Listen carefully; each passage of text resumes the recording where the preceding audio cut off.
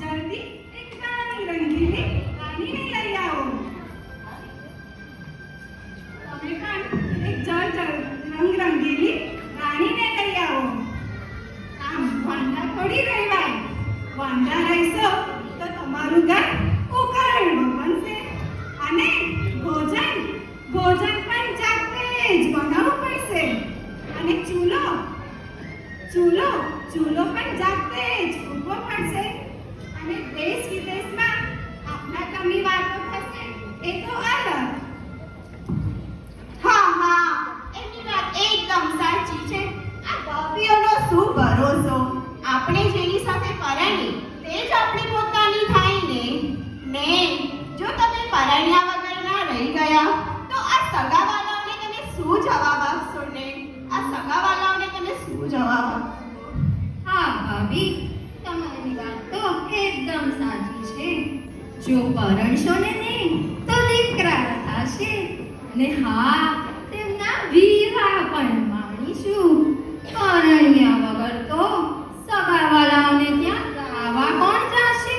અને હા, ગણેશથી કોણ વધાવશે? માટે નેમજી હવે જલ્દીથી એક સુંદર રાણી લઈ આવો.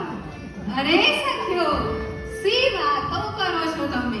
નારી પરણવી એ કોઈ સહેલી વાત નથી.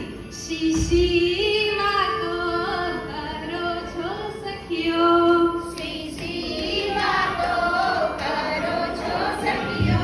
નારી પરણવી રમત નથી.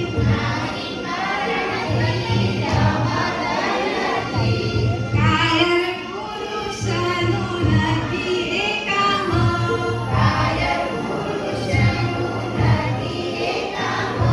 વાપરવા જોઈએ જાજેરા નામ.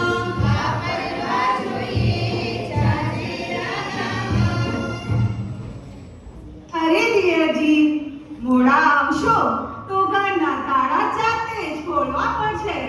ને એમ પણ મનની બધી વાતો ભાભીઓને થોડી થાય. કોઈ તો હોવો જોઈએ ને સુખ દુઃખનો સાથી. તેથી દિયરજી, તમે નવેલી દેરાણીને જલ્દીથી પરણો, જે તમારા આગમનની રાહ જોતી દરવાજે ઊભી રહે. અરે બહેનો, મને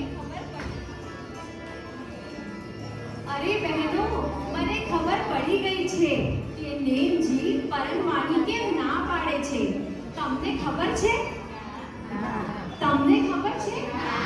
તો હું તમને અંદરની વાત જણાવી દઉં છું કે મારા દેવજીને શેની ચિંતા છે. ચીરે ચુંદડી ઘર ચોળા સાડી. પીળી પટોલી માંગે છે નહાડી. પાટ ચુંદડીઓ કસવી જોઈએ. દશરા દિવાળીએ પહેરવા જોઈએ. મોગા મૂલના કંઠા કહેવાય. એવડુને મારી મુરુકે થાય. માટે પરણ્યાની પાડે છે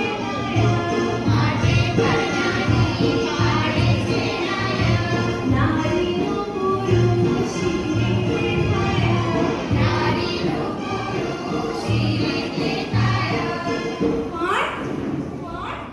કોણ નાના દિયરજી? બિલકુલ ચિંતા કરવાની જરૂર નથી. કેમ કે તમારા